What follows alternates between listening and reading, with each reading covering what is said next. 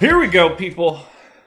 Batten down the hatches. There's tons of excitement going on. We've got a 3-game main slate on DraftKings and a 4-game main slate on FanDuel because, of course, FanDuel is going to include this game. So, here's the plan. We are going to break down each game as we normally do to start. And then for the latter half of this show, we are going to break down all of the new features that have been rolling out at Fantasy Cruncher over the past couple days and do a little bit of a Fantasy Cruncher tutorial for everyone so people can get a little bit more familiar with what's being offered there. Jake, how did your Wednesday go? Bad. Yeah, I mean, it just wasn't good. Like, Glass now, Kopech. Yeah. So. You haven't even mentioned the worst part of the night. What? Shohei Ohtani, double dong. Chris getting 2 dongs last night. Oh, yeah. It's, That's true. My least favorite part of the day. Yeah. It was just, whatever. It's baseball. There's football tonight, though, so. For those of you that are curious who won the Kopech contest, I will be going through all of the guesses today, and we will announce that tonight on the live stream. So get excited, everybody. I have no idea who won. I don't even know what Kopech finished with. Yeah, Trevor Story, 3 dongs. That would have been the day to have him, I guess. Yeah, jeez. Oh, my God. DFS baseball, baby. You can't get enough of it sometimes. Let's bang through these 4 games and stop talking about baseball for today. Padres and Reds. Padres, 3.9 run implied total. Reds, 4.6. 58% chance to win for the Reds. Eric Lauer going for San Diego. Luis Castillo going for Cincinnati. If you're playing on DK, sorry. Game is not that important to you. However, FanDuel. We'll go through both of these lineups. I'll say this much right now with regards to chalk. Let me change this little setting here so I can actually talk about it. Stupid games, man. Stupid games. Nothing crazy on FanDuel. Reds and Padres are both relatively chalky, but no one's standing out big time. There's not a huge spread. I love the Reds here. They grade out really well for me. My top stack in terms of exposure. And I really like Luis Castillo. 24% expected ownership on FanDuel, and I've got 46. I think he's the best option of the day. Did you take a look at this game at all, since I know you're not predominantly a FanDuel guy? I mean, I looked over it a little bit. Yeah, I'm with you, though. Reds onslaught, and that's going to be the chalk way to go. Lauer, just, I mean, not someone I'm ever scared of. Gives up a ton of hard hits to righties. His line drive percentage is over 30 against righties. It shows in his BABIP, like he's just getting crushed, and I don't think he's very good at all. So you can imagine if I was playing on FanDuel, who would be one of my highest owned players on the Reds, Suarez, and then Castillo. I mean, how do you not like him here? Just gets to go out there and try to strike out everyone, all these righties. He is a risky play, so if you want to target him with some San Diego bats, I don't think it's the worst idea on a 4-game slate. If this were an 8 or 9-game slate, then I probably wouldn't do it. But there is going to be a lot of leverage on Castillo. As you said, he's 24% owned on FanDuel. So, I mean, I guess I would go to like a Will Myers or Franmil Reyes or someone like that, Castillo. But honestly, yeah, I would have a ton of Castillo if I was playing on FanDuel. Yeah, and I will. I'll have double the field-ish. I don't mind a Padres stack in this scenario. 3.9 run implied total is not the best, but this is a decent ballpark. I don't mind the top of the Padres order. So I'm going to have some Jankowski leading off. Not that he's got any sort of pop, but 2,200 for an outfielder leading off. Allows you to get a little bit better one-offs throughout your lineups on a short slate. And then I'd be cool with, Hosmer, Reyes, Myers, Renfroe. I don't want to go too much further down than Myers. Franmil Reyes, he's got enough pop to do something about it, but he's not my kind of guy. Not at 3,400 hitting 6th. Yeah, it's not good. Tons of Reds, though. Peraza. Right. There's Irvin. this Eugenio Suarez guy that I think is probably decent today. He's always decent. This guy's a stud. So I like Philip Irvin, 3,000. yep, I'm right there with you. I love the Reds. So maybe a reason to play on FanDuel tonight, although they're going to be pretty chalky. So I will say this: I'm not a huge fan of Scooter tonight. 4,100 for a second base option, lefty against Lauer. Not my favorite spot. Shooter, Yeah.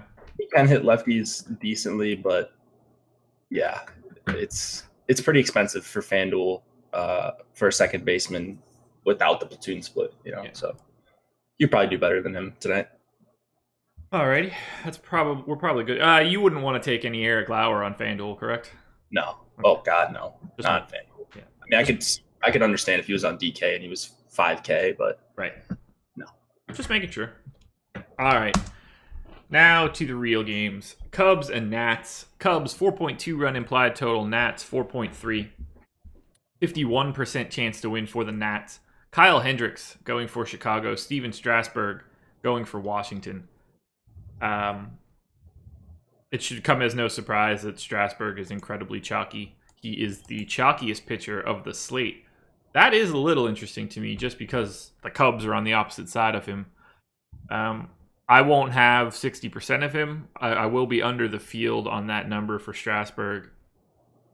What do you think about Strasburg today against the Cubs? Yeah, I actually kind of like the stack against him. Agreed.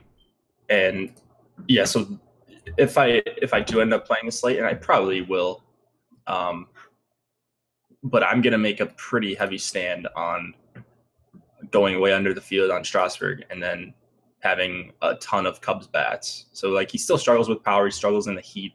I don't know if I can't remember if he struggles to grip the ball or what it is, but it is pretty humid and 85 degrees here. Strasburg sweat game. Yeah, the Strasburg sweat game. So, and 60% is kind of crazy when you've got Greinke right there. Yep. Who I think is a better pitcher right now. Strasburg's velocity was still down. Like on the 20th of July, it was at 95.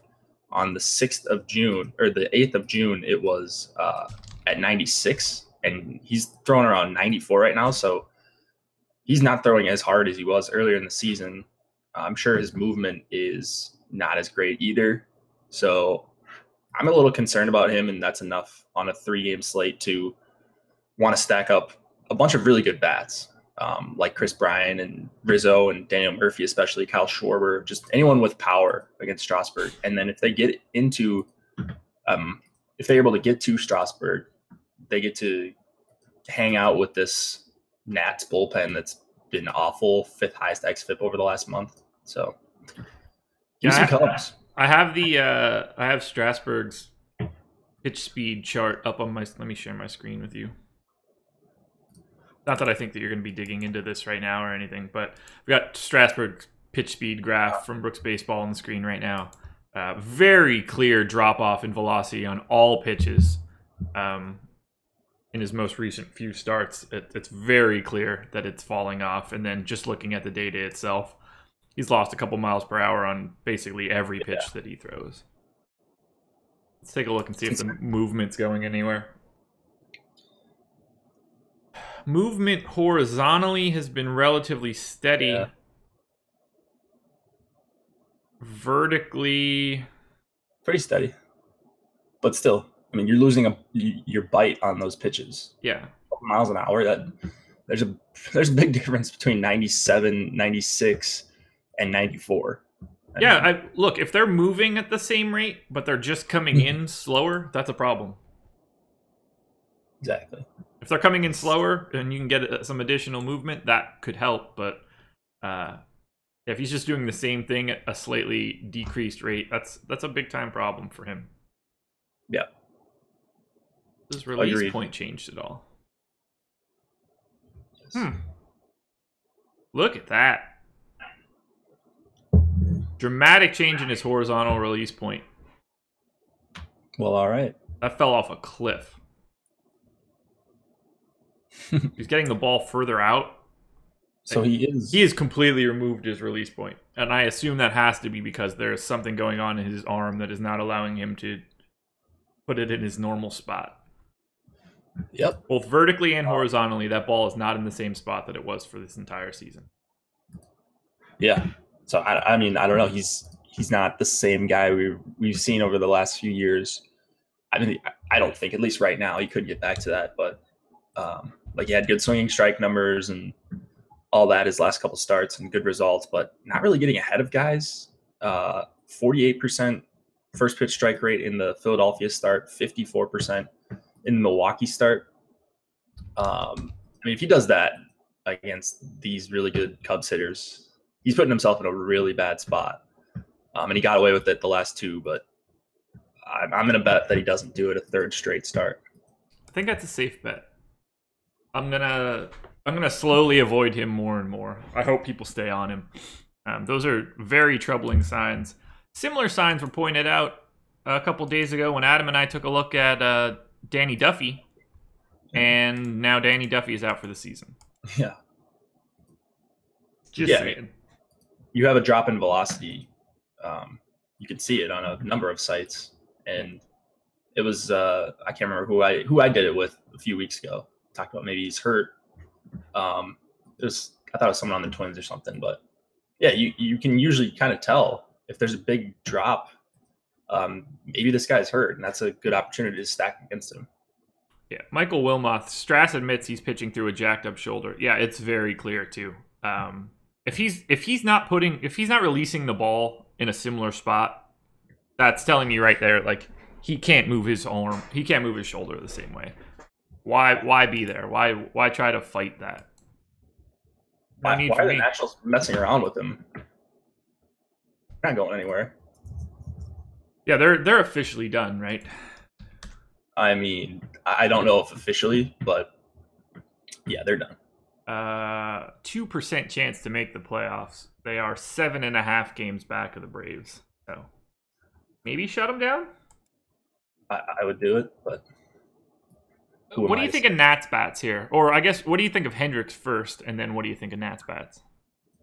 I think I'm more likely to use Hendricks than Strasburg, but I still do like the Nats bats. I like this game.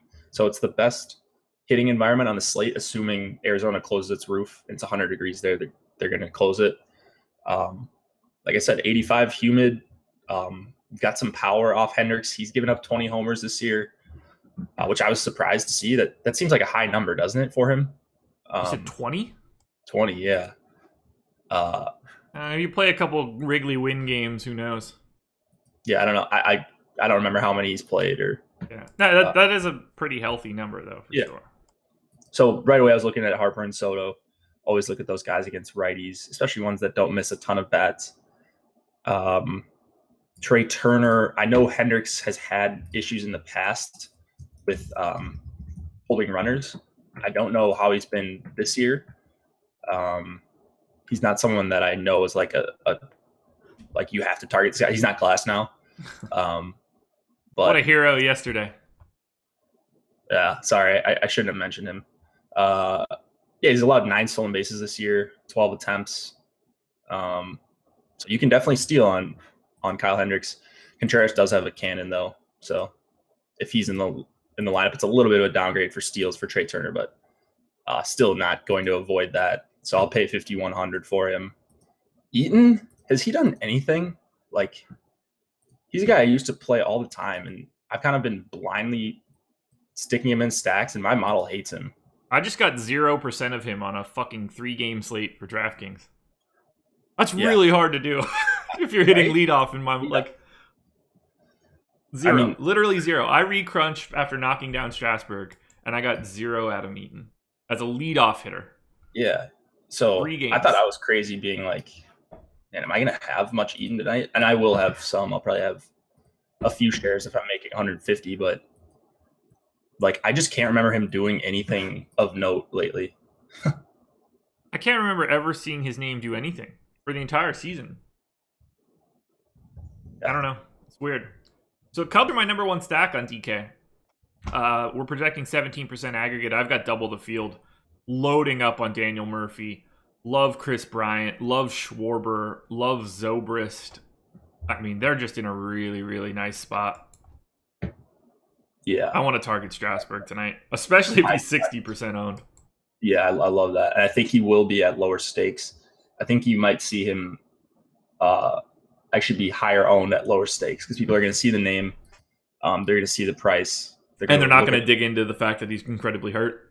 Right. So like in the mini max or something, I think he's going to be 45, 50%, something like that. Whereas in the higher stuff, people probably already know that if they're waking up, that's the first thing they're going to see. Yeah. Is, oh, this is a good pivot spot. And I think he could be like 20, 25, 30%.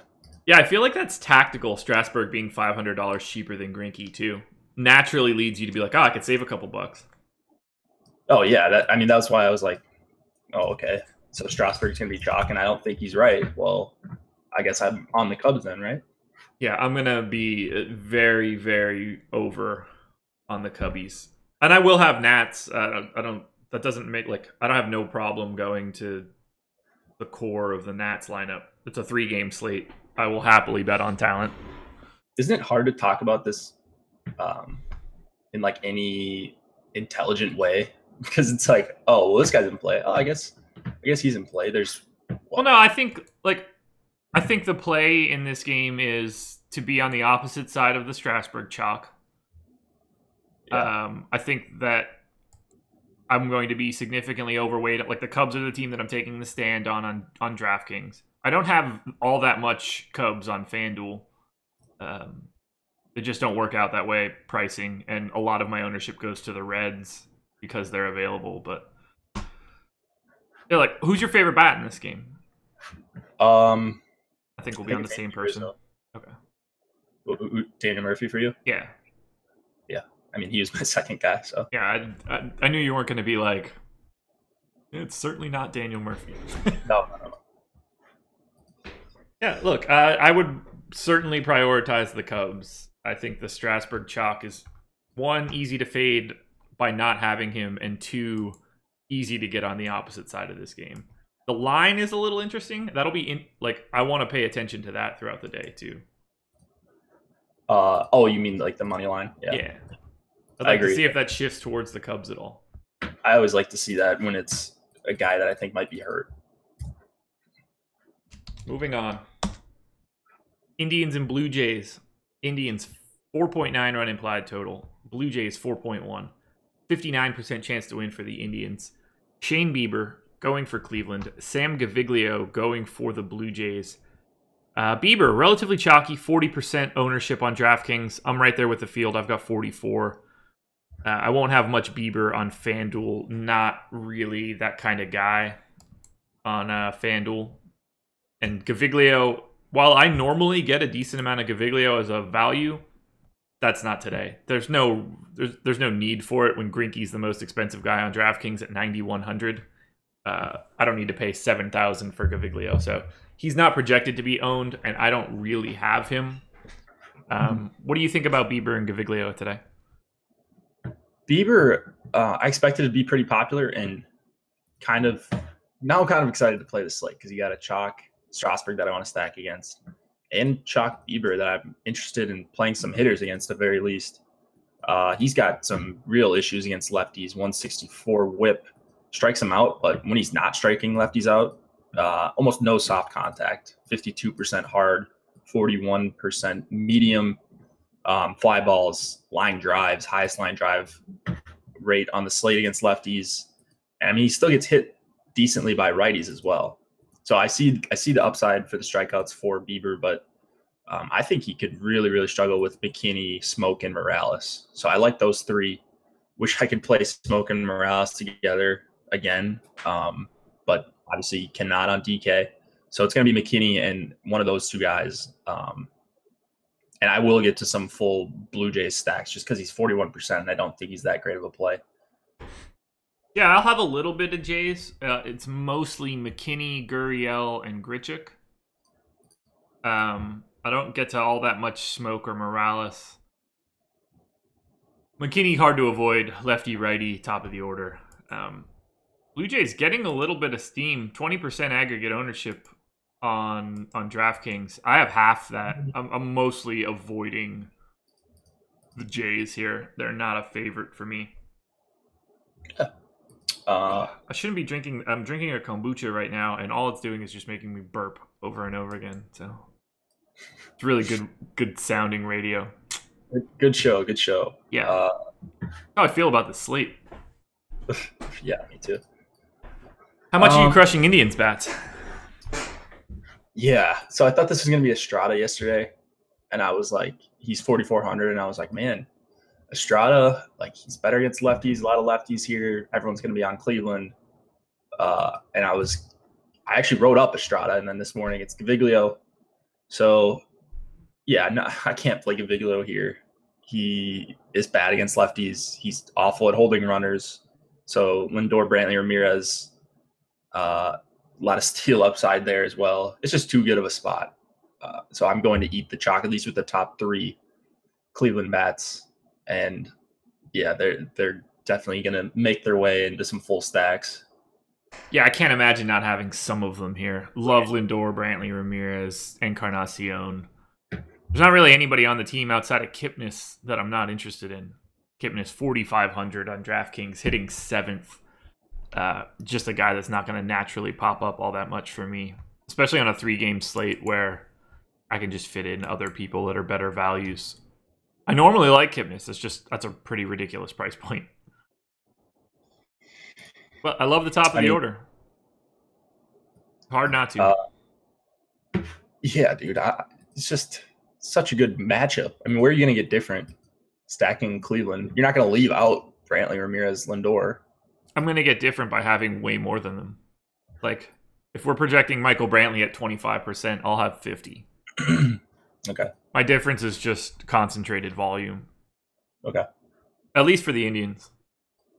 I don't have anybody that's like off the beaten path weird, but like it's hard to do that with teams that are good. Like we're not telling anybody anything interesting when we say like, oh, you should probably play Jose Ramirez today. Right. That's what I feel like. I just feel like I'm talking like, oh, everyone's in play because they kind of are, but it's pretty straightforward. I think the one spot that I'm actually excited to get leverage on is the Strasburg.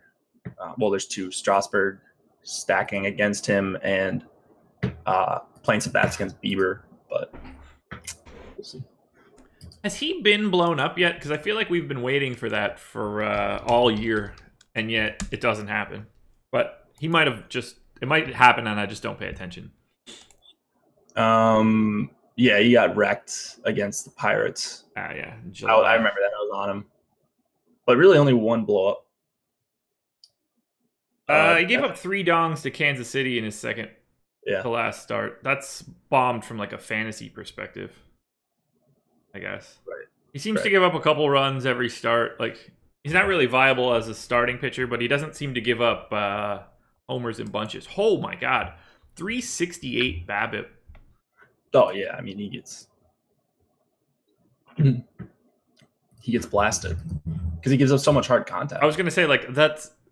Someone would see that and be like, oh, that's really unlucky. But 45% hard contact, 9% soft contact. He just gets nothing. He's been incredibly fortunate. It's just line drives all over the place. So I love playing against a guy that's going to be chalky like that. He misses more bats than I thought he did. Well, that's why I liked him originally, because he was doing that in his first few starts. And 24% K rate on the season. That's really good. Yeah. Like, way better than I thought it was, just if you asked me without looking at anything. I mean, I would really like him if he could limit the hard hits to lefties just a little bit more, but no, not on a 3-gamer. I think he's got a pretty good chance to get beat up here. I want to point out Dave from Fantasy Cruncher in the chat right now. Fantasy Cruncher walkthrough coming up a little bit after this. We'll be able to go through some of the logistics of a short slate. I think this works for a perfect example. We could play around with settings, play around with all sorts of different stuff. So, get ready. It's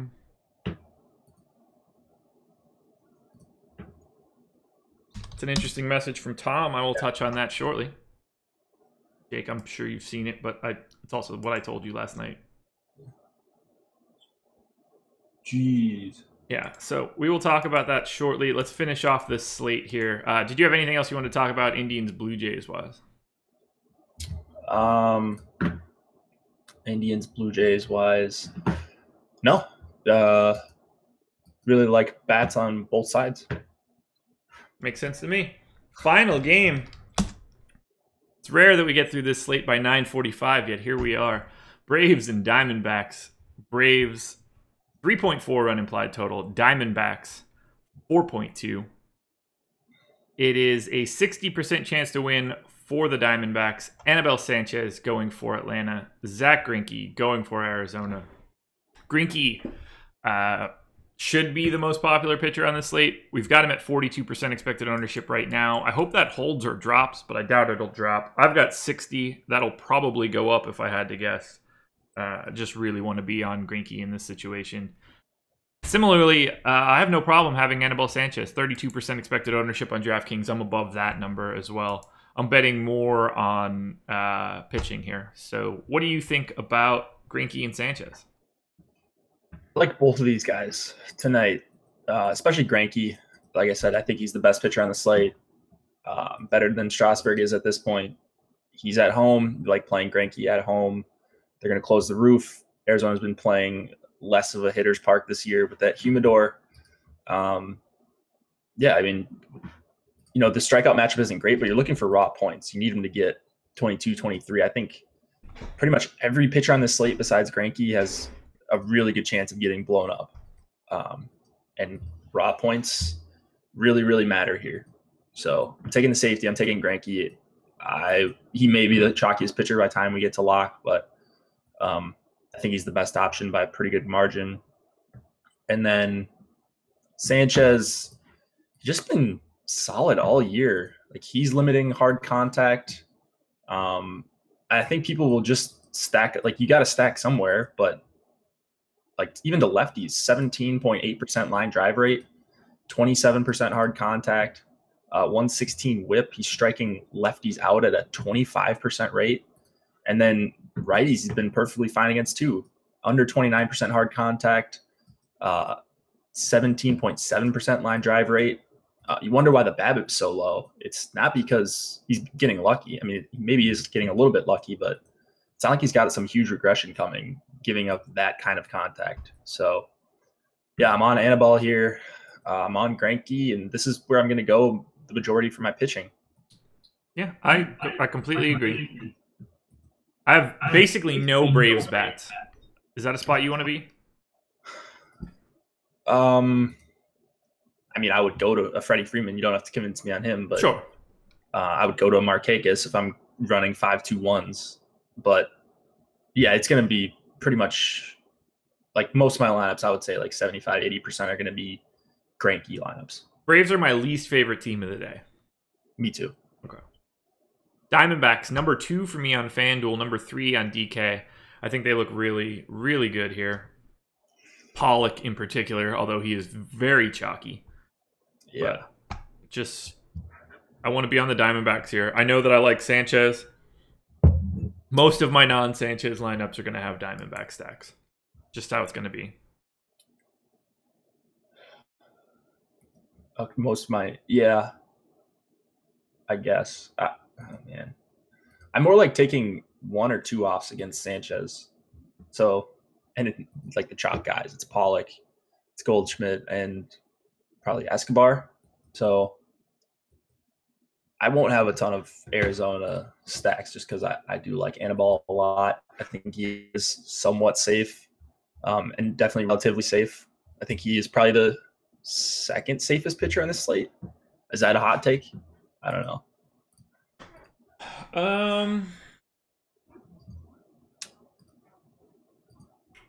Do you mean from a DFS perspective or from from an actual perspective? Like, I think he's got the second lowest chance to get blown up on the slate, if that makes sense. Behind Greinke. I mean, it doesn't matter. I mean, yeah, I would say either Sanchez or Bieber. As weird as that sounds, I think the chances of Bieber getting absolutely eviscerated are relatively low.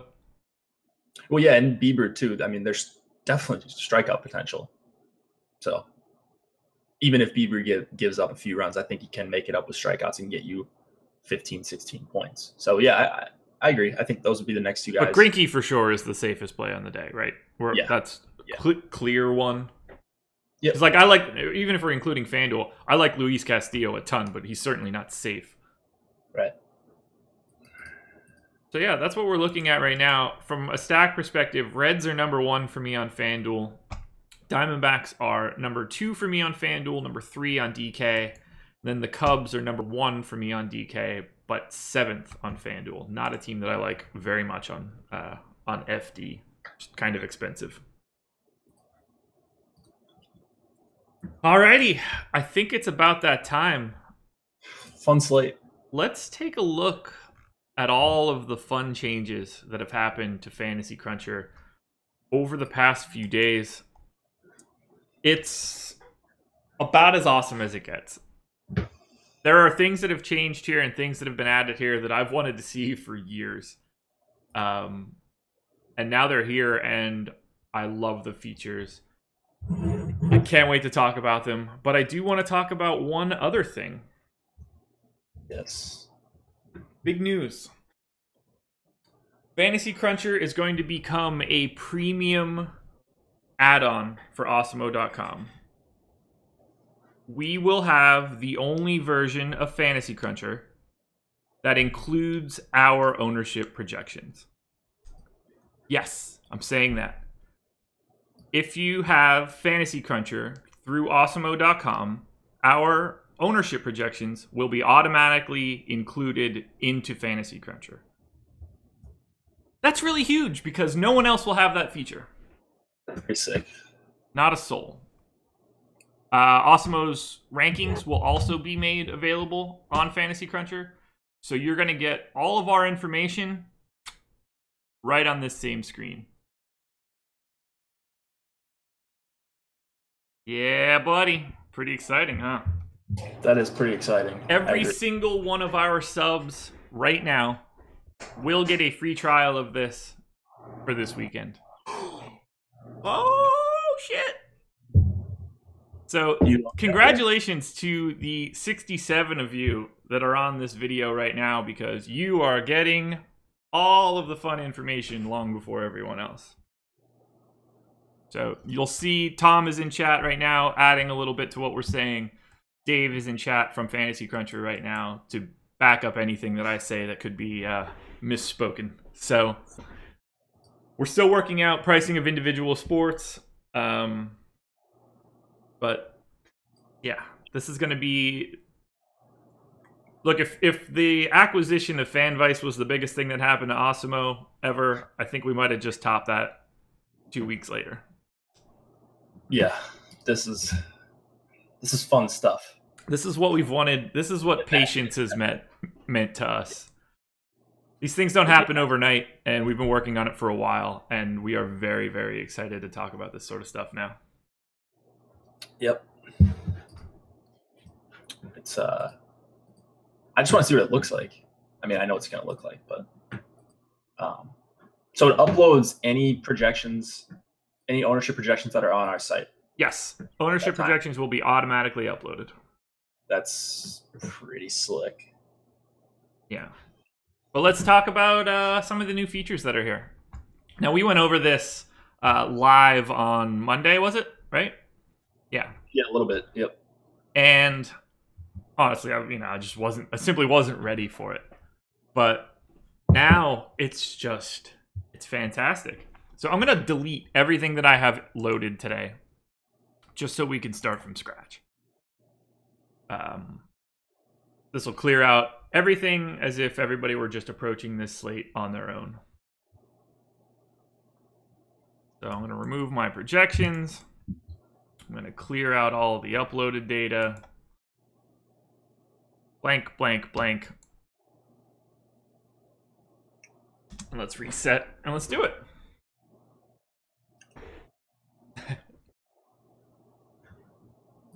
All right. So I have this set now for the main slate. You know, not going to go over like the general information that happens for Fantasy Cruncher. I want to touch more on all of the new stuff. So I have a table in my Excel sheet that grabs names, my projection for that particular site, my ownership cap for that person, a specific amount of randomness for each player, and our expected ownership. Now, the expected ownership isn't going to be that big of a deal now, because if you have Fantasy Cruncher through awesemo.com, it will be included, but for now, I'm adding it myself. So before, when it was just adding your own projections and then eventually adding your own exposures, there's 2 more columns that I'm able to add. I have already added in the upload data section the expected ownership column. Again, this will not be, the expected ownership column will already be there if you subscribe through Awesemo. I will paste in all this information, and now I have each individual player with a projection, with my exposure cap, with a certain amount of randomness, and I know what we're expecting ownership to be. And you could have that information uploaded to Fantasy Cruncher in 3 seconds. Done. I am locked and loaded with every piece of information that I find relevant for the slate, and that took 5 seconds. Just even that alone, phenomenal. All you have to do is have 5 columns in the same order. You could add more columns if you would like. Say, for example, you want to use multiple projection sources, like, say, Andrew's baseball projections that are also a part of awesemo.com. You could add them as well. It's no longer just 1 column worth of your own projections. If you wanted to add an additional column that was called Andrew's projections, you can click on the Add Remove Column section while you're uploading data. It'll add another column, and you could add additional projections. You could add 5 different sets of projections if you want to go run crunches and check them out. Andrew's projections are going to be in there. That's what Tom's saying. Oh, I didn't see that. Oh, great. I didn't assume that was going to be the case, but there you go. You won't even have to do that. Andrew's projections will be included. Get those fire projections already in there. This is getting better and better.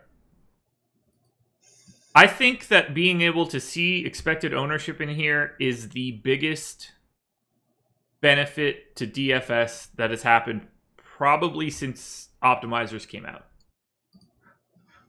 Yeah, I mean, this is there another optimizer out there that's managing expected ownership in their crunches, so to speak?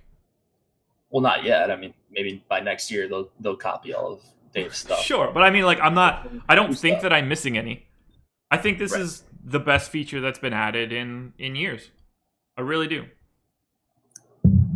And it gives you the ability to fine-tune your lineup to a degree that honestly is unparalleled. So I think we should talk a little bit about just general settings, and then we'll get into digging into the new stuff. All of this stuff, and Jake, please feel free to stop me, point things out, corral me, because I'm going to start rambling. No, you go. You go. This is your favorite thing, I know, so you go. It is. So I get a ton of questions of, like, how do you come to your settings? What's the best way to use Fantasy Cruncher? And it is not at all like an answer that can drop in a tweet, because every one of these features plays on each other. Mm-hmm. If you're not using randomness at all, unique players in your lineup matter significantly more. If you're using randomness a lot, you'll need less unique players in your lineup. They work hand in hand, and they're doing similar things. I'm preferring to use randomness over uniques. This is just my personal thought process. It allows me to fine-tune individual players a little bit more, and the randomness will handle the uniqueness of my lineups. If you want to learn more about that, I cannot stress this enough. You should be using the lineup rewind feature on Fantasy Cruncher. It's free for every single sport. You should be, if you are interested in getting better in DFS, you should be using the lineup rewind feature every single day if you have the time to do so. Yeah. It is the only way that you can back test everything that you want to do and test your settings to see how they work. I have spent, I mean, if I've said this to somebody in our Slack chat yesterday. If I said I spent 100 hours using lineup rewind, I'd guess that I was underrepresenting that number. Just for like relevant. Like I spent, I would say easily 40 to 50 hours preparing for the NFL season just in lineup rewind, going over basically every slate from 2016 and 2017, adjusting settings, crunching, comparing to the results for that day, going back to the drawing board, taking notes on things that seem to work, trying it on another slate over and over and over and over again. This is not something we do that is just some secret sauce. It takes work. And this is a place where you can do additional work and it doesn't cost you a dime. You don't even have to have Fantasy Cruncher to do this. You should. You should subscribe to awesemo.com and get Fantasy Cruncher. But you can do all of this lineup rewind stuff without the account. It's free. And it's underrepresented. Do you want to click on that and show them and then click on contest data? Yeah. Just to show people. Yeah, absolutely. So and I've been doing this for weeks, just building up to the NHL season and NFL to some extent, just seeing like what the top players are doing, who's constantly finishing in the money, how do they construct their lineups. It's just like, if you're getting prepared for a sport, you should definitely be on FC Rewind. Yeah. So I'm going to set this to last night's turbo slate just for speed perspectives. So it will be 5 games. I'm going to set relatively generic numbers here. 80% exposure. I'll leave my projections and my randomness in there. I'll add a stack. But this is what you should be doing. Actually, I'll do this entire walkthrough. Let's say we have a 5-game slate. It's last night's turbo slate. We want to try to get better at it. I still have all of my projections in here from last night. I'm going to set 80% max exposure on hitters and pitchers, and I'm going to want to guarantee that I have a 5-man stack of some team. So I'm adding a stack of 5 players. That's at least the minimum construction that I want when doing this. If you look at the top, there's a link for DraftKings contest data. This is how you can compare yourself to where you need to be. So let's take the Minimax, for example. I think that's a tournament that the majority of people will be looking at. If I click on the Minimax link here, I'll be able to jump directly to the Minimax. Now, DraftKings does not keep all of their contest data long term, but at the minimum, you can see just from Fantasy Cruncher the top score and whatever the cut line was. So you can use both of those numbers as reference points when you do your crunch. This is where it gets crazy. Let's say we're going to do 150 lines for the Minimax from last night. Based on the settings that I have in there now, I'll do 150 lines. I'll use my projections. I have my settings in there. I'll calculate it. This will be quick because it's only 5 games. Look at chat while you're doing this. Sure. I think it will be better as we all figure out the best ways to utilize the features. We will be adding new rule types for your data as we determine what are the best uses. It could include combining multiple data sets or applying to only certain situations. Upload the actual upload actual ownership. I don't have actual ownership. I mean, I guess I could get that. Let's do that. Look at it now.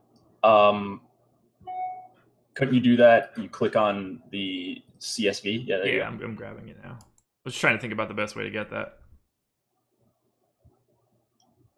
And then what are you going to have to do? VLOOKUP? Or I guess they're right next to each other in the column, so won't have to. Stupid DraftKings.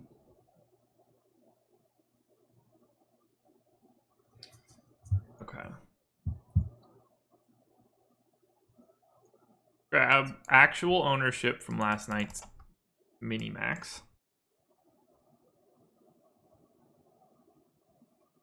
Actually, this is a bad example. I shouldn't use the Minimax. Why not? Because I'm looking at the turbo slate. Oh, yeah.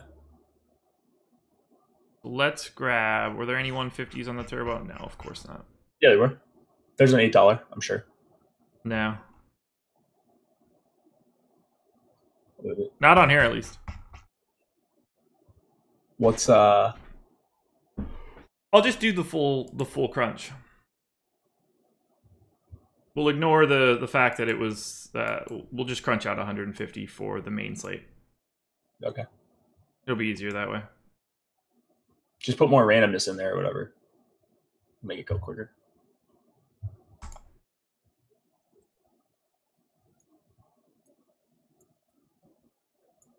Dave, I don't know what journey you're taking me on for this. Use the actual exposures rate, but I'm ready to go on that journey for you.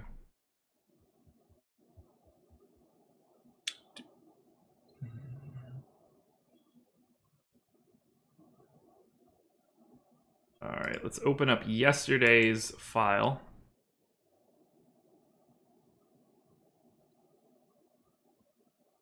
Guys, I'm so excited to do this.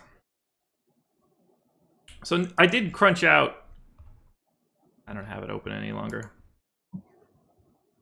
Wish there was a promo for a week of free Fantasy Cruncher.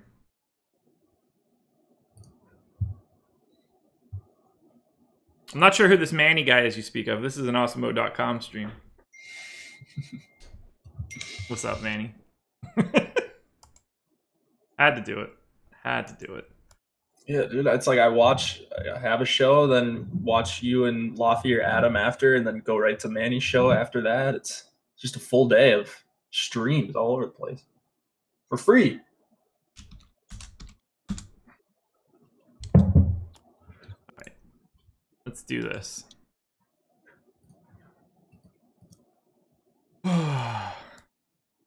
So Dave, since you're in the chat, would there be an easy way for me to just add this expected ownership and not need anything else as I upload it? Because these are going to be in a different order. So before I start like grabbing individual columns. I hope that makes sense, what I'm saying. Said yeah.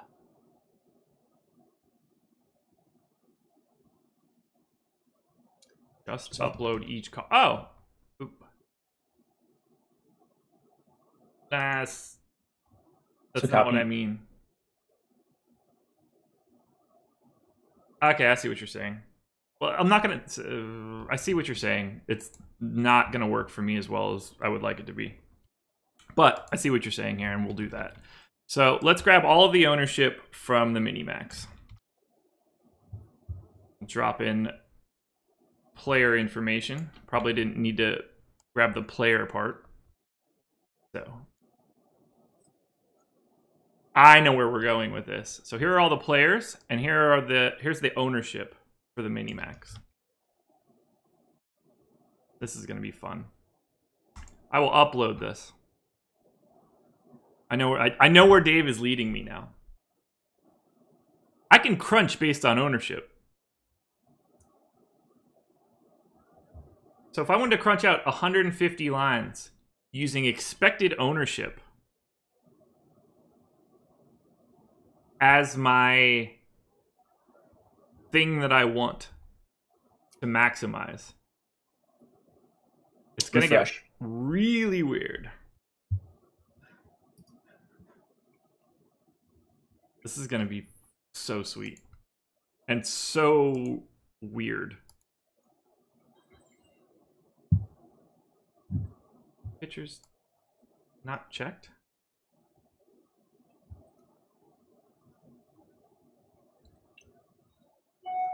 All right, Dave, why am I getting a 0 on this? I uploaded actual exposure.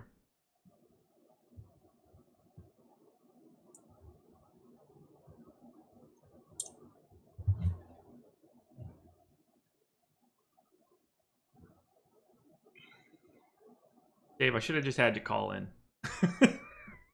Save the delays. Anyway, we'll do it based on my projections from last night. Oh, I know. Go to settings. I'm going to add randomness just to make this go faster as well. He said go to settings. Okay. Settings. It's the minimum value. I got it. Oh, because I'm crunching on... Okay, so I'll talk... That's a good thing to talk about. I was getting an error by trying to crunch on just expected ownership. It's another new feature for Fantasy Cruncher.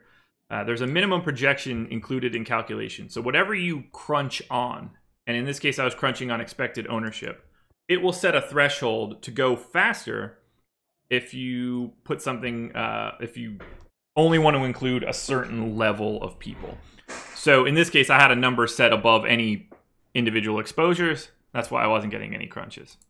Yeah, I had that problem last night. So. Yeah. So now I'm crunching out 150 lineups strictly based on ownership. What this is going to give me is what should be the chalk lineups of the Minimax. Or at least relatively chalky numbers of the Minimax. So there's 150 lines based on just expected ownership in the Minimax, or actual ownership in the Minimax. So the chalkiest line, based on the exposures in the Minimax, would have been what we have here. Chacin Mike Leake, a 5-man Dodger stack. Now this is with my settings, mind you. A 5-man Rocky stack, Jacoby Jones, Austin Jackson, Johnny Field. Because we needed to get a ton of chalk from the Rockies. They were very chalky. But if I search this now by my projections and do that same crunch, this is going to maximize based on my projections. This is going to look very similar to what I actually did last night. Crunch out 150 lines for the Minimax based on my projections. The key takeaway then is that we could take a look at each individual line and try to figure out, is this lineup chalky? Is this lineup good for GPPs? Is this lineup a good cash lineup? All this information is now going to be available. Now you won't even have to upload it. It'll just be there if you're joining through us. Joey Wendell, 80%. Of course. Now, I would never have 80% Joey Wendell. That is where I would lower individual exposures. But now we've got 150 lines for the Minimax. Just based on my settings, and this is why Lineup Rewind is great, I could sort by actual score. Based on the settings that I have in from last night, using my projections, my highest score would have been a 136.9, which is terrible.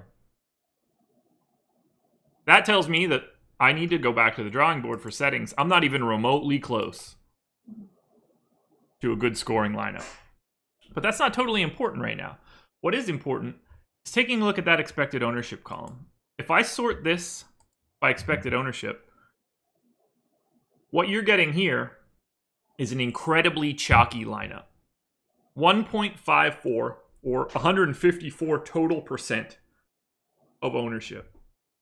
That's 31% Nick Pivetta, 22% owned Mike Leake. Chalk Rocky stack. It worked out because Trevor Story hit 3 dongs, or at least it could have worked out because Trevor Story hit 3 dongs. But I think, Jake, you would agree with me here. This is a terrible lineup for the Minimax. Chalk hitters, 2 chalk pitchers. Yeah, you're just not separating yourself very well there. So, yeah, I mean, I don't know that it's terrible for the Minimax because I don't know if the Minimax is that sharp. But, like, if that was a $33 lineup or something, yeah, I'd say it's not something you want to run in a large field tournament in general. Right. Now, if we look at this the opposite direction, 0.65 total ownership. This is the inverse. Relatively low-owned Severino and Kopech compared to the field. A 5-man Yankee stack, which was essentially unowned on DraftKings yesterday. I had quite a bit of Yankees also. This would be arguably the least chalky lineup that came out of my 150 lines. Now, it didn't score well. Severino in the negatives, Michael Kopech in the negatives. Fantastic. But this is more of a GPP lineup in its structure than the opposite. Yeah. Now, it doesn't necessarily mean that the way that I want to play a GPP lineup is to get the lowest expected ownership. It's a balancing act. I would guess that the lineups in the middle of this 150 crunch are the ones that'll have the best structure out of everything. But I think this is an incredible tool for people playing cash. if I were playing a lot of cash, this is how I would build my cash lineups. I would want expected ownership. I would want projections, whether that's the Awesemo.com projections that are coming from Andrew. We'll have the rankings, your own blended source, whatever that is. I would use those two things and crunch out a certain amount of lineups for a slate. And then I would start chipping away at them and trying to make them better. I wasn't a huge fan of Mike Leake sort of in general yesterday, but this would be sort of a start to a cash lineup. A large amount of Rockies, 2 relatively high-owned pitchers, and then you can fill out your one-offs to try and get more unique. I wouldn't keep Joey Wendell in here as a 4% played second baseman in a cash lineup. Dave, while you're on, I don't know if you'd be able to add anything else to the quick swap feature, but I think having ownership show up in the quick swap would be very beneficial. If you wanted to try to pick off a specific one-off guy, like in this case, I'd love to know who is more or less owned out of Ozuna and Aducci. They have very similar projections, similar price points, but if Ozuna is 30% owned and Aducci is 1% owned, that'd be pretty slick. It'd be easier to see. Yeah, that'd be cool. I would... This almost makes me want to play cash. Here's a Chalk Ryu, a Chalk Leak. You're still getting those Rockies because they're highly owned. More Joey Wendell, but swap him out for Daniel Murphy in this case. More ownership. More Chalk lineup. Yeah, you would just eliminate the stack feature. I mean, you wouldn't be running out 5-mans. No, not at all. So, but this is the sort of exercise you should be going through, and this is the sort of exercise that should be your next step. Yep. Agreed. So what I would do if I were trying to use the rewind feature, which I think is the best thing to talk about right now. All right, Jake, like what would you, for last night, what were you primarily running stack-wise? 5-2-1. Okay. So let's do 5-2-1s. I'm adding 2 stacks, 5-man and 2-man for last night's slate. Do you believe in any... What happens if you optimize with no settings and just maximize ownership? Okay, let's do that. No settings. Maybe a lot of the same stacks. But... 1 unique player. Yeah. I am going to keep randomness on, Dave, just from a speed perspective. Unless you tell me that I shouldn't. But there we go. No stacks, no limits. All we're going to do is maximize on ownership. What do we get?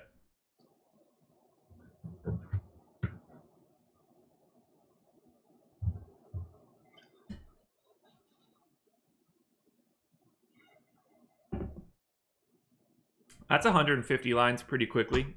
I've definitely seen some speed increases. I don't know if that's just a placebo or not, but it has been cooking pretty well. All right, Dave, so here we go. Maximize based on ownership from last night's Minimax. This would be the chalk individual lineup. A relatively chalk individual lineup. That can't be right. Dave, what am I missing here? I'm getting guys that I wouldn't expect to get. I'll be right back, Josh. Take your time.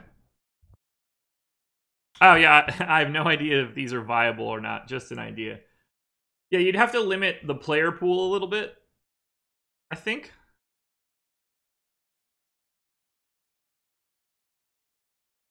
Because this is giving me guys that I wouldn't normally want to have. Like, it's giving me less than 1% owned Mason Williams, Johnny Field, Jacoby Jones. That seems off to me. Like, these guys shouldn't have been included in the first place. Am I crazy?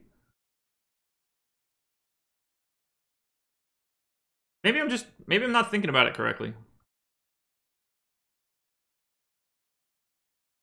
But anyway, I do want to give a little background on how I would break down 10 Testing. Jake mentioned 5-2-1s earlier. So let's do that. Let's do a 5-man stack. Ha! You used randomness. It's random. Makes a ton of sense, Dave. Makes a ton of sense.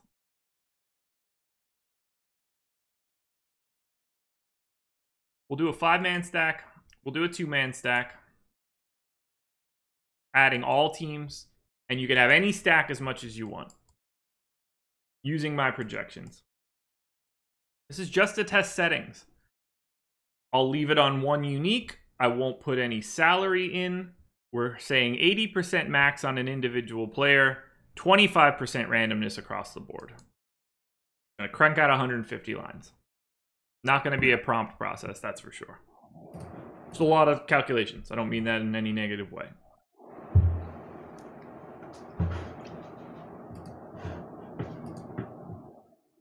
Five. Okay, so that's a good thing to know, Dave. I assumed more randomness faster no matter what, but if you're saying 5 will do the exact same job, that'll work for me right now. 5 what? 5 randomness. Oh, okay. Yeah, Kenneth, unmute this video. We're literally talking about how to use Fantasy Cruncher then you're asking how to use Fantasy Cruncher in the chat. So that's fantastic. By the way, for speed. Oh, really? I mean, I've always been putting at least 5% randomness on everyone just from a speed perspective anyway, but...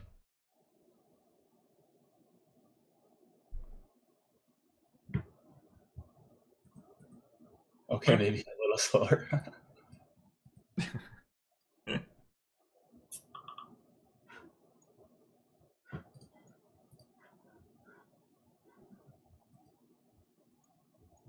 Okay, did you see that from Tom? Yeah. All right, guys. Everybody that is on this show listening right now live, everybody that's going to hear this show later today. Awesemo.com. If you are interested in a trial, if you use the coupon code Strategy Show, one word, I will type that on the screen just so people can see it. One word, Strategy Show. Free 1-week trial to Awesemo.com. Includes Fantasy Cruncher. So, again, if you are not a member of Awesemo.com yet and you are interested in trying this out, dude, coupon code. That's for non-subs too. Dang, that's pretty sweet. Yep, free 1-week trial. All you have to do is enter Strategy Show as your coupon code. Come check out everything we're doing. You're gonna get NFL and MLB too for a full week. That's pretty sick. Win some money. Win some money. Buy your season-long subscription. And... Perfect. Oh, baby. Exactly. Okay, so we've got 150 lines crunched out. As many 5-man stacks as we can get, as many 2-man stacks as we can get. We're not limiting any teams. I've got 80% exposure on players, 5% randomness across everyone, only 1 unique player, no salary caps. Every one of these pieces of data that I just said is relevant to your research process. You should be tweaking all of them. Again, 1 unique for me, 5% randomness, 80% exposure across everyone, no salary maxes. We're looking at 5-man stacks with a 2-man mini stack. This is what I got. This is what I crunched out based on my projections last night if I was going to put 150 lines in the mini max. If I sort by actual score, my highest score, 148. Not going to get it done. There's a reason for this, and this would be my next step. So if I go over to team stacks, I've got 35% Rockies, 27% Angels, 17% Cardinals. Now, those are great stacks to have yesterday. You're going to get yourself a lot of Trevor Story, a lot of Angels, a lot of Cardinals. In my personal opinion, that's being significantly too aggressive with stacking.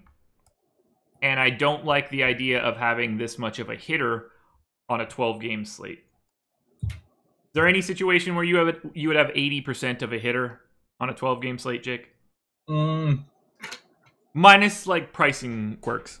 No, not unless I was like single entering or something like that. Sure. Then you obviously are 100 or 0. But no, MMEing, I don't think that it's necessary in baseball to even have like more than 50 or 60% of a hitter, and that's really high. Maybe like a single hitter. Yeah. But some people probably say like 30% is the highest you should have of a hitter. Yeah. And I wouldn't disagree with that. So here's what I'm going to do. This is how you keep testing, because I can see right there that the settings that I have aren't even putting me close to the top of this. I'm going to blow up those settings. So what I want to do now is change my hitter exposure. I'll go to the hitter tab at the top. And I'm going to change my max exposure on a hitter to 40%. Just as a trial. I'm going to keep every other setting the same, except for that 40%. And now we'll crunch that out again. Boo Boo says 80% is too low.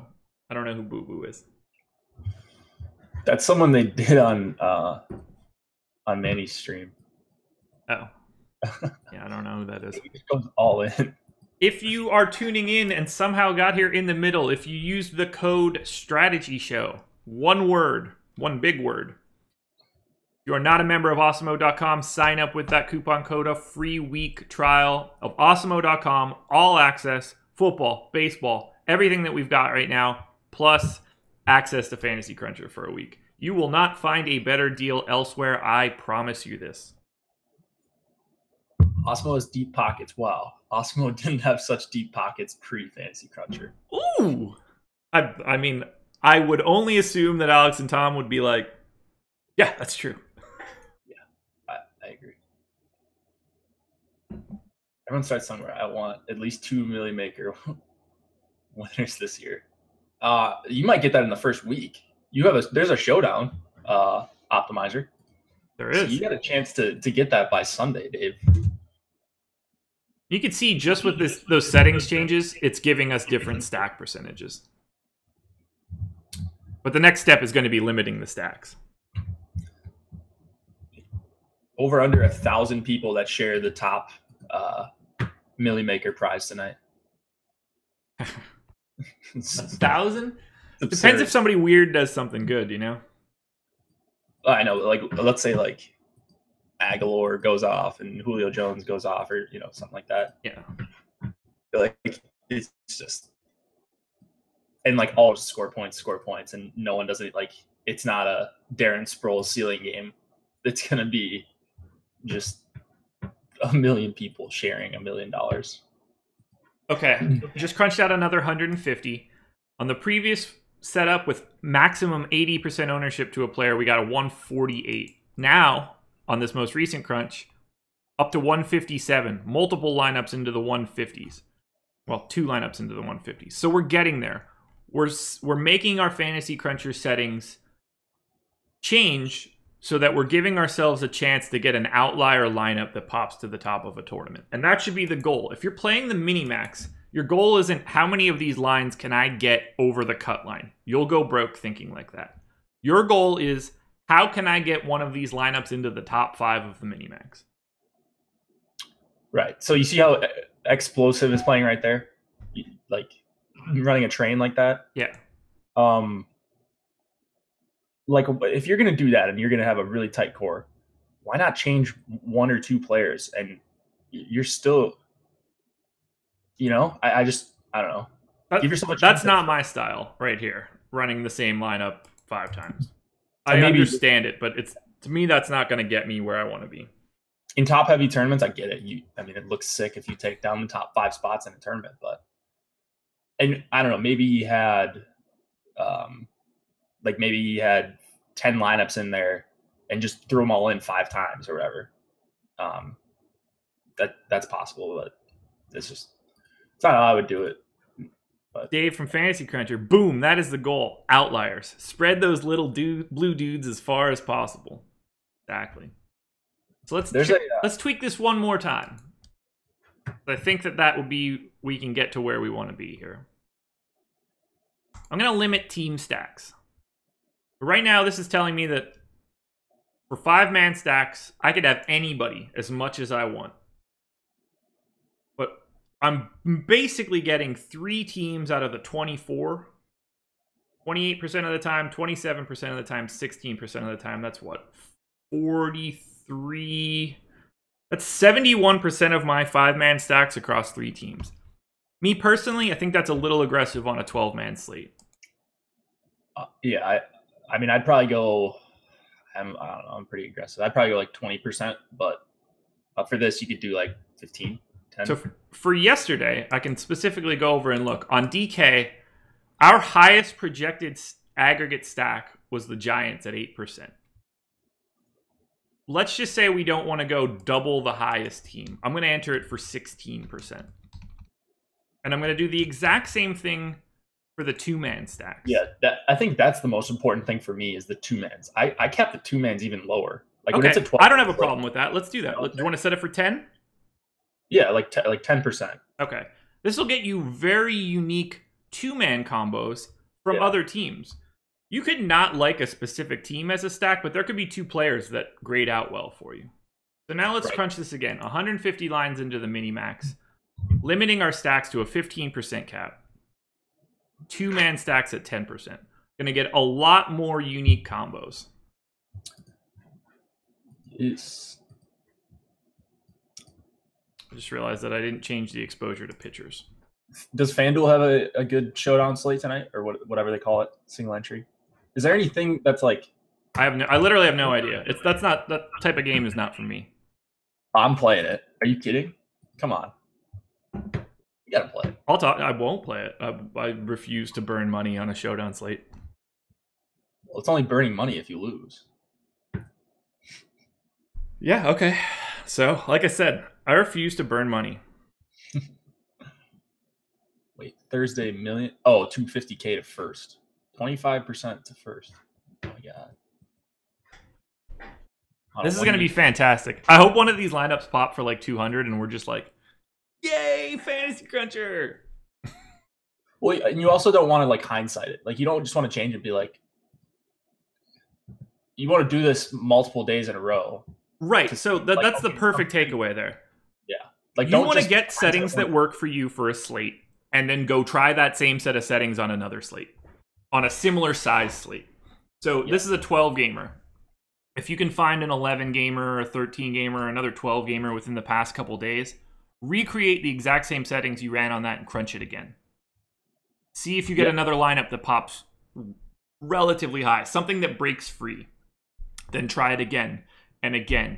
Go back and tweak the settings. This is just over and over and over. Yeah. Team McBee, haha, video call, Josh. We could see the eye roll. What did I eye roll? The showdown slate? I think I vocally eye rolled that. I mean, I assumed there was an eye roll in there. Yeah. And I wasn't even looking at you. All right, actual score on 150 after setting stack limits. 143, so it didn't like it. Didn't work out. Did anybody else get a FanDuel deposit bonus, by the way? Yes. Yeah, I'm probably going to do it. I hate playing on FanDuel, but I'll take advantage of a free couple $100. Yeah, for sure. So I think it's interesting to point out one little tidbit on here. I like to use a bit more randomness on pitching, particularly on DraftKings, because I find that you'll get a more unique lineup construction by wiggling your pitchers around a little bit. So what I'm going to do is bump randomness on pitching to 25%. We'll keep those same settings. But let's go back to the crunch that got us into the 150s. This is another situation where you can go back and check out the expected ownership on these lineups. Like, chalk wasn't getting you there last night because you're going to end up with Nick Pivetta. And Nick Pivetta was not going to be enough to get you where you wanted to be. And you're going to end up with a lot of Mike Leake, who put up 20, and that ultimately ended up being fine. Disregarding Mike Leake yesterday did not pay off for me. Yep. Yay. What did his ownership end up being, by the way? Leaks? Mini max. 22. Yeah. I think I'm still making that play again. Yeah, and that's a good thing to talk about too. Knowing that what we know now, if I knew guaranteed Mike Leake was 22% owned last night in the mini max, I'd have 0. Yeah. I just think that's the natural spot to be, but that's neither here nor there. The one common thing I've heard from every single top player, they use lineup rewind a ton and backtest everything. That seems to be the one common denominator. I would agree. It is. Yeah.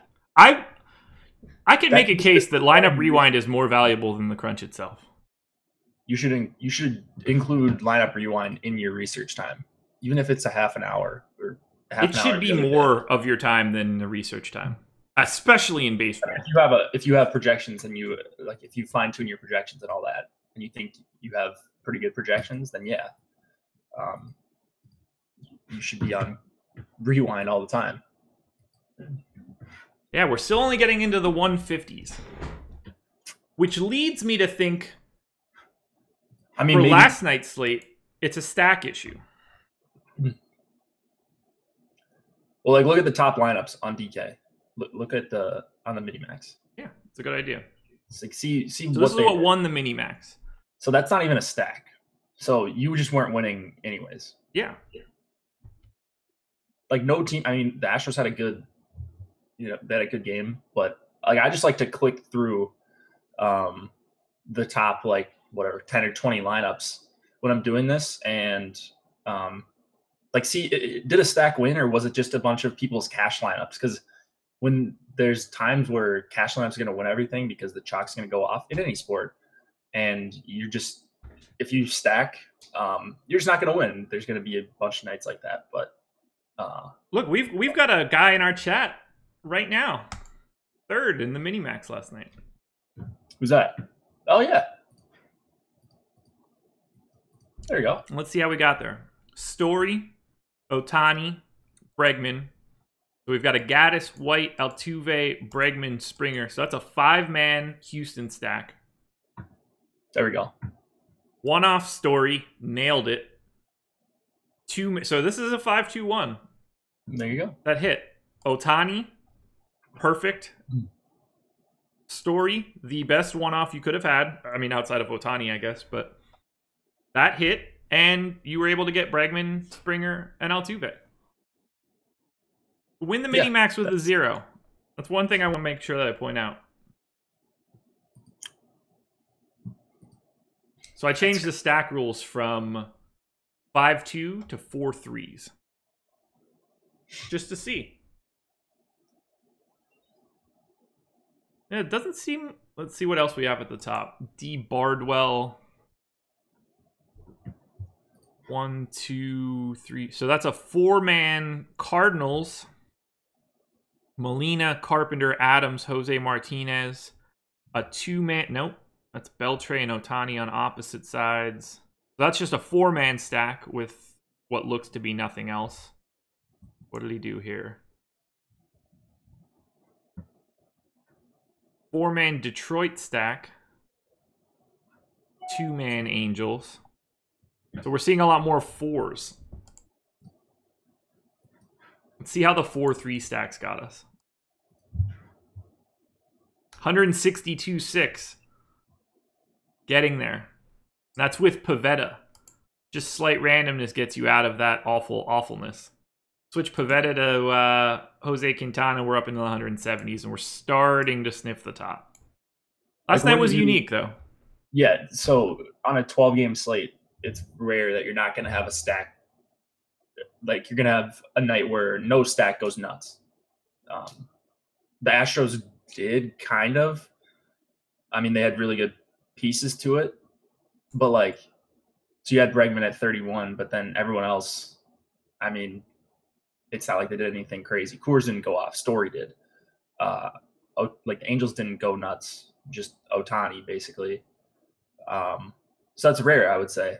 There's usually a 4 or 5 man stack that's the nuts that you need to have. And Yeah. it just didn't happen.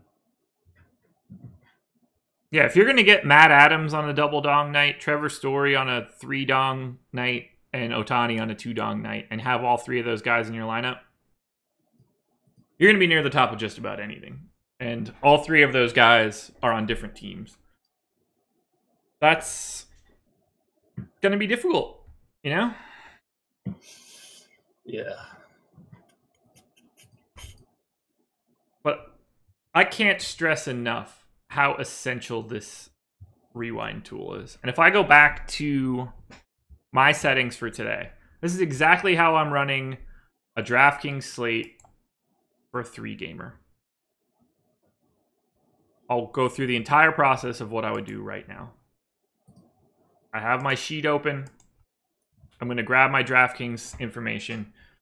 This is exactly what I would be putting in tonight on the live stream. This is exactly what I'll be putting in to literally play with my own money. I'm uploading my data. My player names. Projections.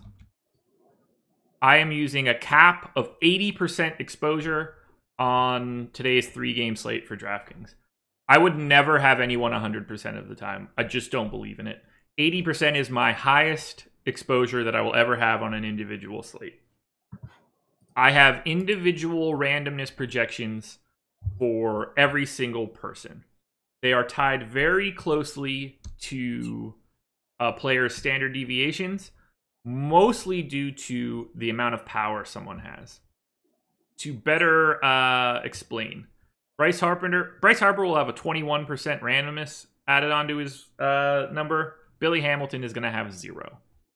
Billy Hamilton might not be the best example because his randomness is more of stolen bases than homers, but we want guys that are going to hit home runs on DraftKings. That is going to be the way to differentiate. Home runs are weighted significantly more. It's a bigger piece of the pie from a hitting perspective. So I want to be able to get bigger shares of those sorts of guys. We also have our expected ownership. I will upload that now. Because I use a significant amount of randomness, I will be using 1 unique player per lineup. I like to set a minimum team salary of either 48.5 or 4,900. I've been playing around with a little bit higher of a number now, so I'm going with 4,900. I've already set my exposures individually at 80%. I've already set my randomness on my own, but you could set those in bulk here. I'll be using my own projections. Nobody's going to have a projection lower than 1, so I could leave that setting alone. On a 3-game slate, I'm not going to have any single team more than half of the time as a primary stack. I'm only going to do 1 stack. It's going to be 5 players. The final 3 spots will be filled however they end up being filled. But 50% is the max that I will have a stack. And that's it. That's everything that I'm going to set for today. And all I'll do is crunch it out. Because of the way that I have my settings set up, I'll get relatively unique lineups without having to change the unique modifier. That's why I'm using randomness. I'm already done my 150. This is what I would load in. 45% Cubs, 23% Indians, 23% Diamondbacks.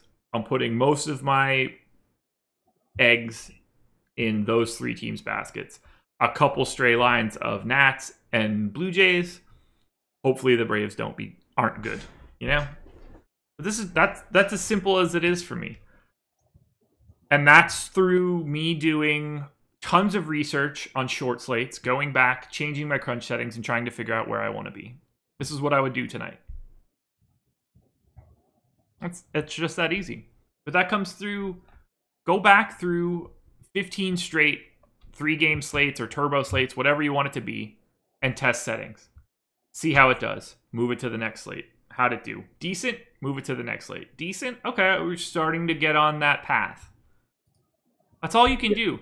There's no magic sauce here, guys. You have to put in the work. And that is what's separating. That's the biggest thing that's separating the upper echelon of players. I don't include myself in that, and I'm not even remotely close. But what's separating Alex, Tom, the rest of the highly ranked guys are the fact that they are putting in way more work on the back end than you would ever imagine. Yeah.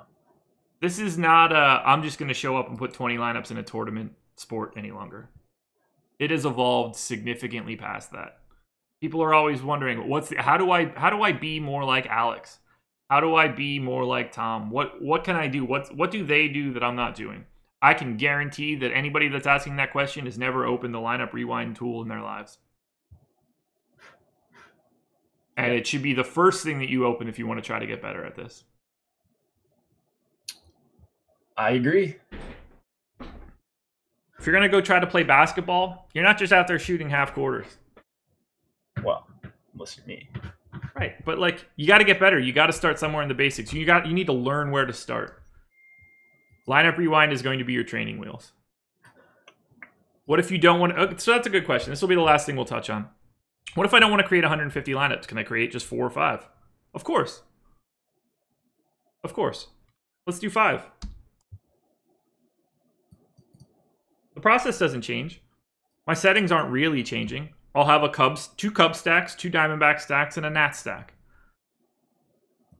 I won't have anybody more than 80% of the time, so I won't have any single person in here in every single lineup. Someone can be in there 4 times.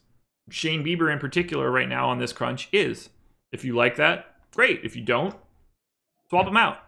But I just created 5 lines. And this is the most important part to me, at least for baseball. I just created 5 lineups.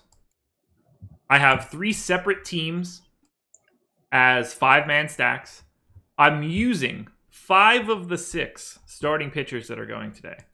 And the range of projected outcomes using my projections in those 5 lines, 87.7 to 89.3. Basically a 1.5 separates 5 separate lines, 5 individual pitchers, and 3 separate 5-man stacks. That's why I don't recommend, that's why I'm such a big proponent of MMEing, particularly in baseball. You're getting 5 very distinctly different lineups that all have very similar output.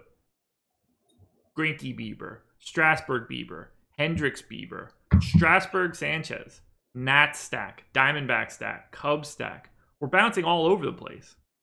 But you want to give yourself the best chance to win a tournament. This will help keep you unique.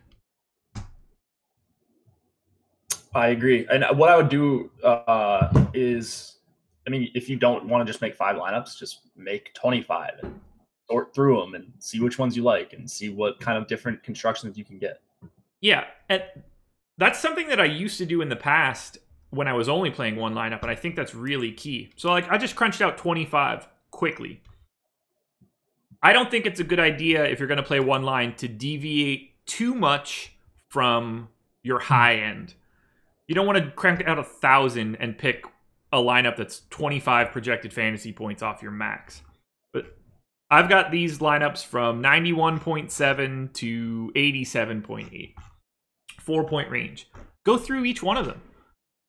Okay, you could look at this and be like, okay, I don't really want to use Zach Greinke tonight, just for whatever reason. Don't look at him. Skip every Zach Greinke line. He's not going to work out well in this projection sense, but start here. Okay, Bieber and Anibal Sanchez. Those are 2 pitchers I like.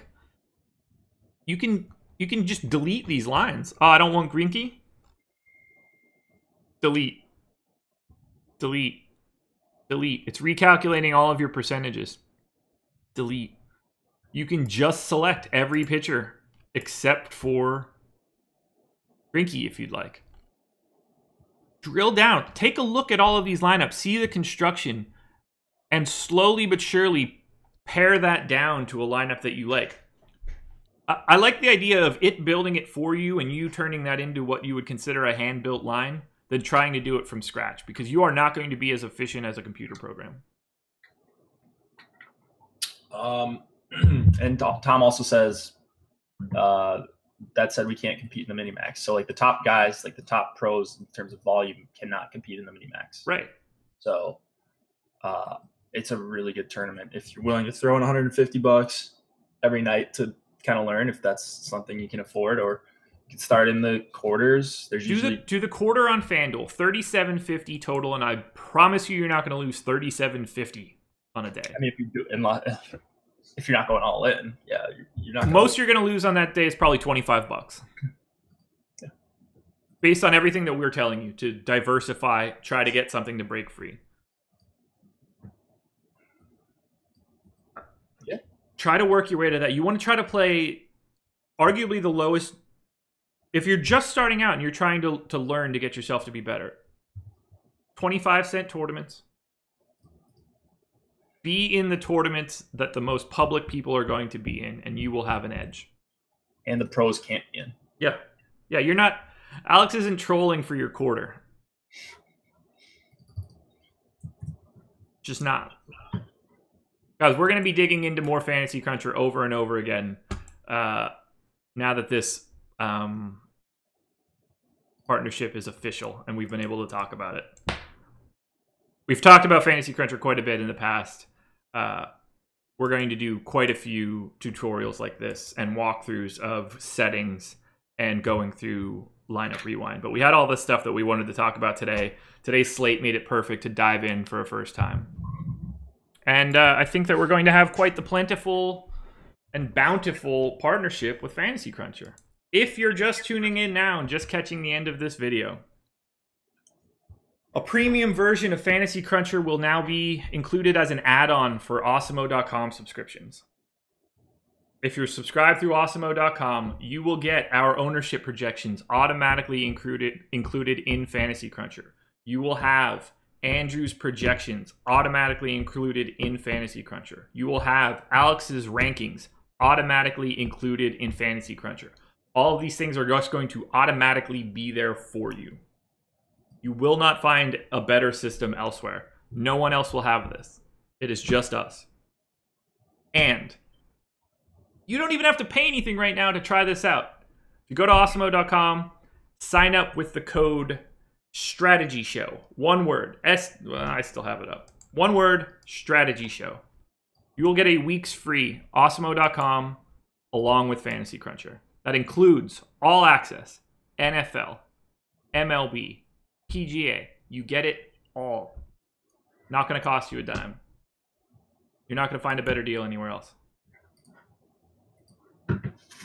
Yes, Dave said it in the chat, and I want to be specific here. It is an add-on moving forward for Awesemo.com, not a requirement.